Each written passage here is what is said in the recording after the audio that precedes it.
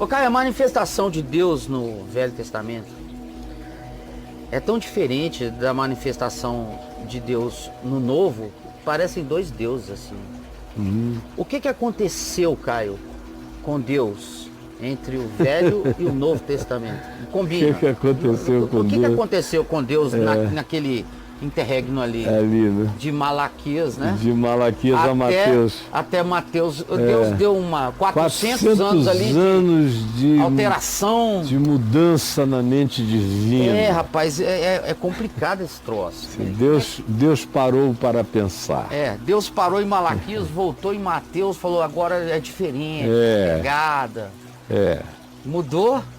Mudou em termos. Em outros termos não, porque Jesus pegou os discípulos naqueles 40 dias entre a ressurreição e a ida dele aos céus, naquele interregno em que ele apareceu aos seus discípulos e lhes deu o mandamento através do Espírito Santo. Se diz que começando da lei de Moisés, ou seja, do Pentateuco, Gênesis, Êxodo, Levítico, Número, Deuteronômio, começando desses livros atribuídos a Moisés, mostrou-lhes o que a seu respeito constava em todas as Escrituras. Em Gênesis, no Êxodo, no Levítico, em Números, no Deuteronômio, o que constava acerca dele, o testemunho dele que estava presente ali, em sinais, em símbolos, em arquétipos e em palavras. Tem muita palavra no Velho Testamento que é palavra explícita do Evangelho.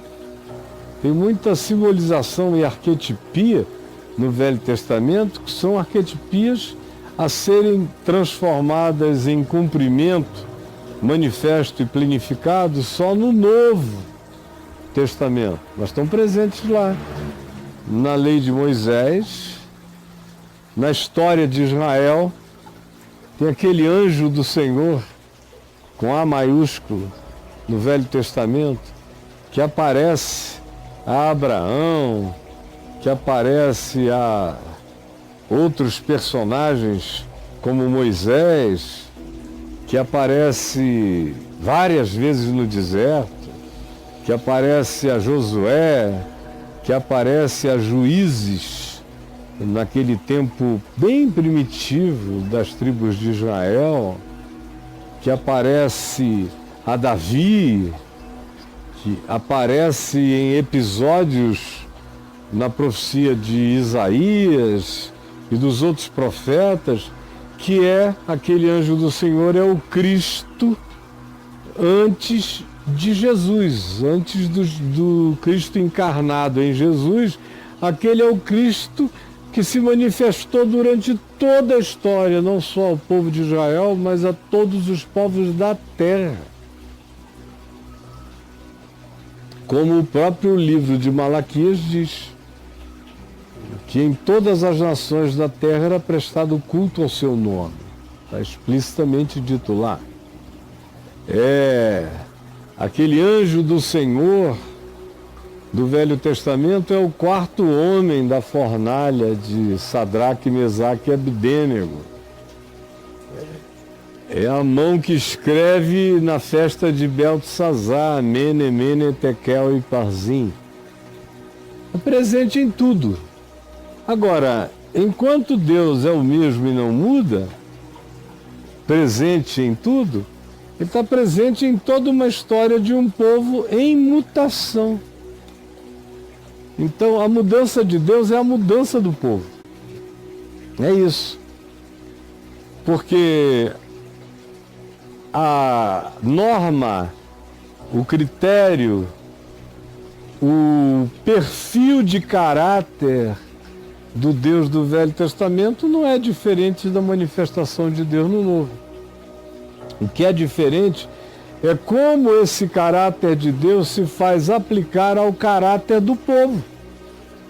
Porque a gente está lidando, uma das primeiras manifestações de Cristo na página da Bíblia está em Gênesis 3, quando depois do episódio da árvore do conhecimento do bem e do mal, da escolha errada, da introdução daquele pecado essencial na natureza humana e nas deliberações posteriores, você, no entanto, vê que o homem tenta se esconder da sua culpa, se cobrindo de folhas de figueira, que são substituídas de Islá. Então o Senhor lhes fez vestimentas de pele de animal. Ou seja, alguém morreu para vestir os nus. Alguém morreu. Alguém morreu. Então, já desde a simbolização mais tênue, mais básica, de trocar folhas de figueira por pele de animal, não só era mais prático, mas implica numa consequência. Alguém morreu para cobrir o culpado. Alguém morreu para vestir a culpa humana. Isso é um símbolo e uma arquetipia presentes, verificável antropologicamente em todas as culturas humanas.